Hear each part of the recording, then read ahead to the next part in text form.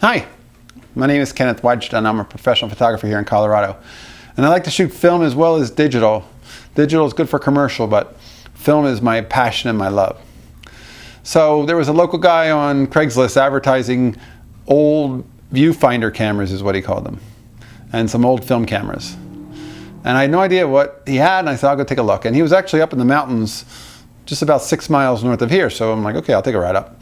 And he invites me into his home, and he and his wife did a lot of macro work back in the day. So he had a bunch of macro lenses and a lot of old 35 millimeter. And he said, you know, if you want to take a look. And he had several Olympus OM1s and OM2s. And I said, those seem like they're good cameras for students I could use. And he had this. This is a Voigtlander Vitessa T.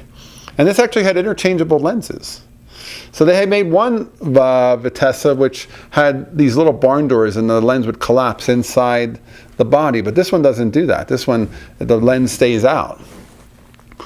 And I said, you know, well, I'll pick up those Olympus cameras and this, and how much are they? He said, well, I said, if you buy 3 or more, instead of 15 each, I'll charge you 12 each. And I'm like, what? Did he just say $12 each? So I got this for $12. And I didn't offer him any less. I didn't bargain, because you can't bargain with those kinds of prices. That was a great, great price on a camera. This is an old German camera.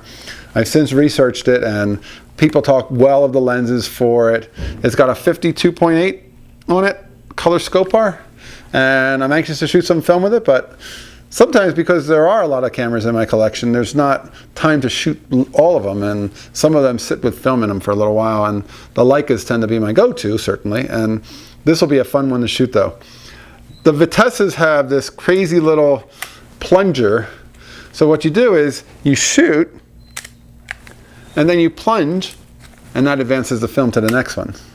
And that's the way they work. And they're oddball, they're crazy, they're beautiful, they're German, they're well made, and they have a people were big into the exposure value system back in the 50s. So if you said it was like exposure value 14 outside because it's hazy sun, then you would put the exposure value on 14, and then whatever combination of aperture and shutter speed you wanted, they would stay locked together. And that way, no matter what, you would always get the same amount of light to the camera, but you could change whether you want more in focus or whether you want more shallow focus or higher shutter speed.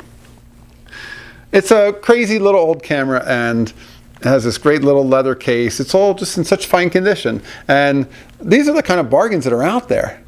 He was giving these things away. Now, one of the Olympus OM1s is a little bit beat. The other one is fine. The 2 is fine.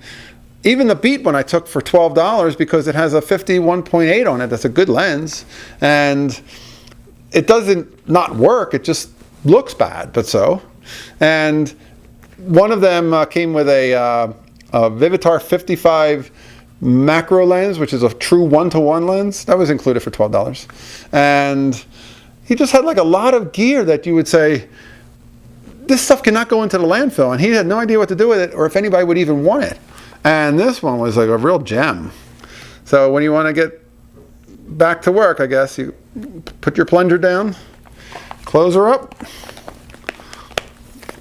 It's got a very short handle strap on it, but that's the way it came. And it's the Voigtlander Vitessa T. They had auxiliary lenses or interchangeable lenses, not even auxiliary, they were interchangeable.